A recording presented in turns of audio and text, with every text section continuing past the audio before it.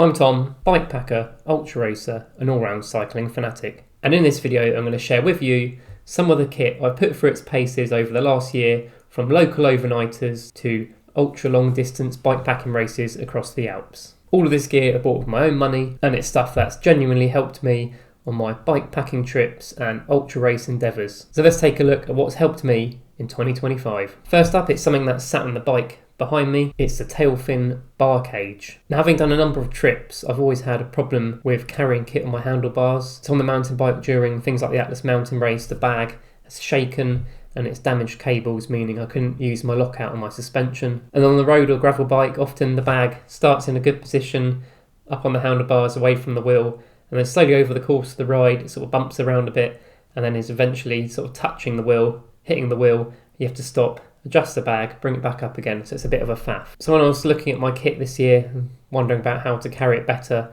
TailFin launched the Bar Cage system. Now what drew me to the system is essentially you have a cage that's mounted on your bike, and that cage is locked solid onto the handlebars. And on the cage there are mounting points for things like Garmin, Wahoo, your lights, and then there are two straps. So the bar bag itself comes in a variety of sizes. This is the biggest one. I chose the biggest one mainly from off-road adventures like the Alps Divide. I could fit all my sleeping gear in, and essentially it rolls down like a normal dry bag, but it's got a handy little scuff plate just in case you did touch the front wheel. It's got an airlock so you can squeeze the air out and get it as small as you can. One of my favourite features is on the back it's got these two little clips, so they essentially clip onto the cage itself, roughly like that, and it's holding itself in place, so you can easily strap the bag in place using the straps.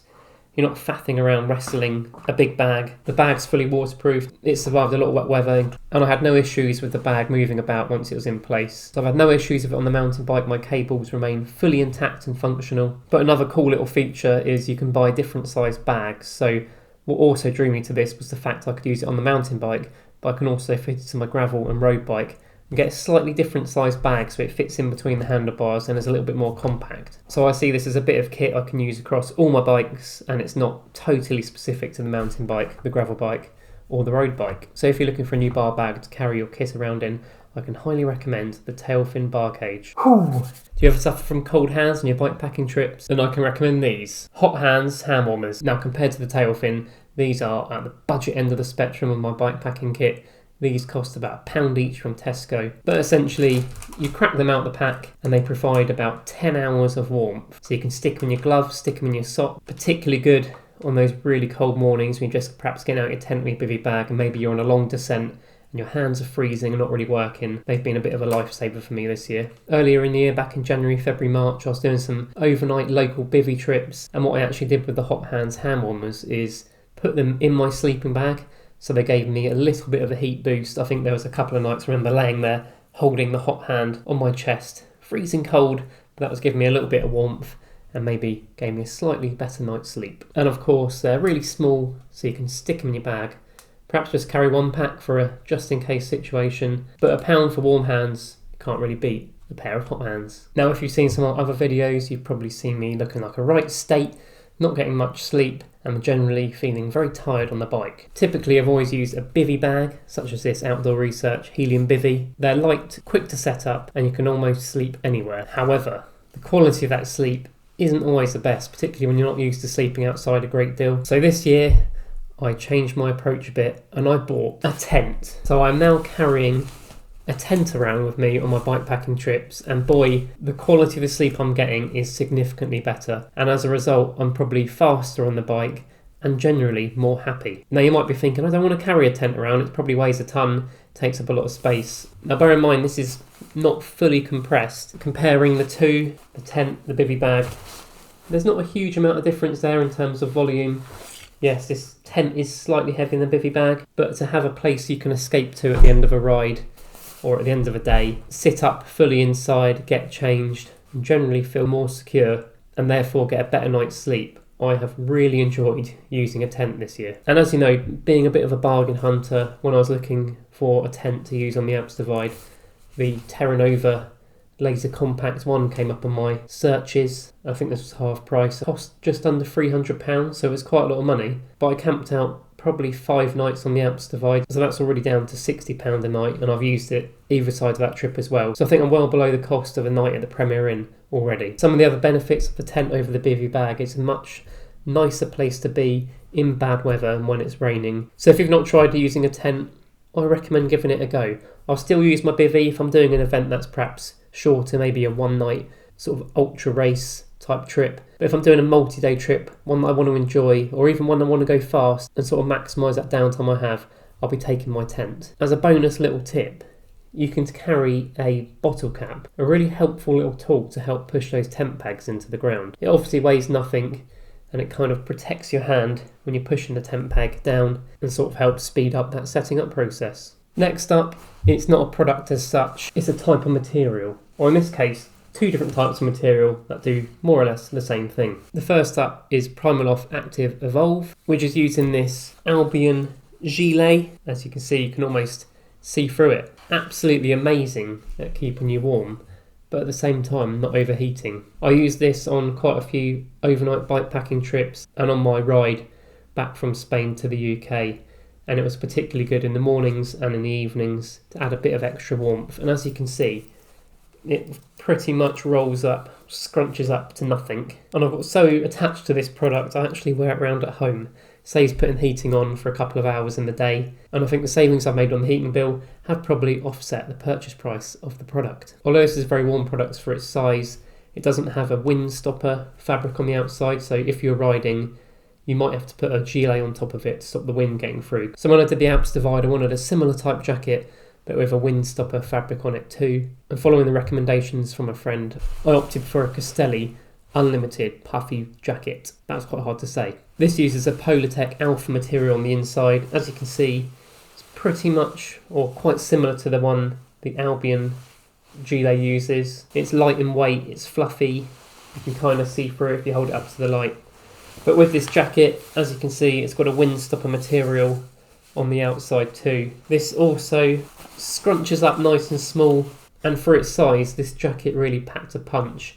It saw me across the Alps, and I really looked forward to putting it on when I got chilly on those descents, those cold mornings, and through the night on a couple of occasions. So with both these products and the materials they use, for me it was sort of balancing low volume, lightweight equipment that you could put in your bag, but didn't sacrifice that warmth when you needed it. If you look about, you can probably find one of these on a pretty good deal at the moment.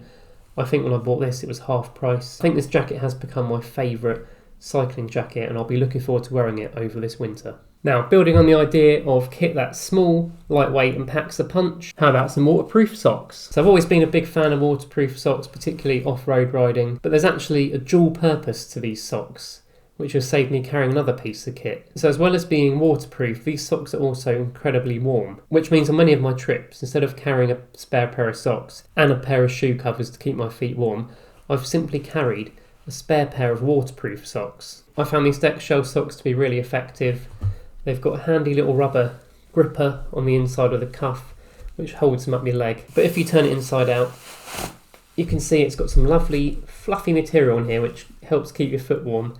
And the waterproof layer that's inside the sock also helps keep the wind out. So I've used these on multiple trips this year, and they've kept my feet warm and pretty much dry on many occasions. So if you're looking to invest in a bit of kit to keep your feet warm and dry, why not give a pair of waterproof socks a go? Sticking with the waterproof theme, and as you know, my trips often involve a lot of rain. A piece of kit I looked at the start of the year, proper waterproof riding trousers. So these are a pair of 7 mesh Thunder pants. These were a chunky investment, I'd say. However, I did snag a good deal on a Black Friday bargain last year, and I think this video is probably coming out around Black Friday, so if you're interested, maybe check their website and see what deals they've got going. But these trousers have been absolutely incredible this year. Again, I've paid for my own money. Across the Alps, these provided both warmth and kept me dry, a bit like those waterproof socks. So nice to be able to pull these out your bag and put on another layer when the weather wasn't very good and keep yourself, as I say, warm and dry. They've got handy sort of Velcro cuffs down the bottom and long zips. Take them off and on with these. And they're also shaped for being on a bike, so they're easy to pedal in, and I think a few times I've sort of worn them over the top of my lycra when I've gone into a restaurant, something like that, to eat some food, so I don't look quite as out of place. So again, a piece of kit that's an investment, but I'm hoping this is going to see me through a good few years of riding, keep me dry, keep me happy, and be able to enjoy my bikepacking trips and support my ultra race ambitions. So if you're looking for a really good quality pair of waterproof trousers, check out 7 Mesh. So from one end of the price spectrum to the other, it's another bargain. It's some 3M earplugs. Now, as you know, I'm a big advocate of sleep on bikepacking trips and in ultra races.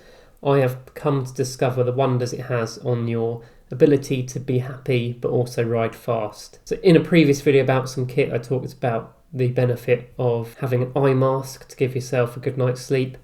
Adding a set of earplugs to that eye mask, for me, creates perfect sleep conditions. They block out any noises you might not be used to sleeping outside, so all of a sudden you can't hear that random scary bird that wakes you up in the middle of the night, or that worry you get when you hear that rustle of a fox in the undergrowth, and in your head when you're laying there in your bivvy bag or your tent, it's some sort of axe murderer out to get you.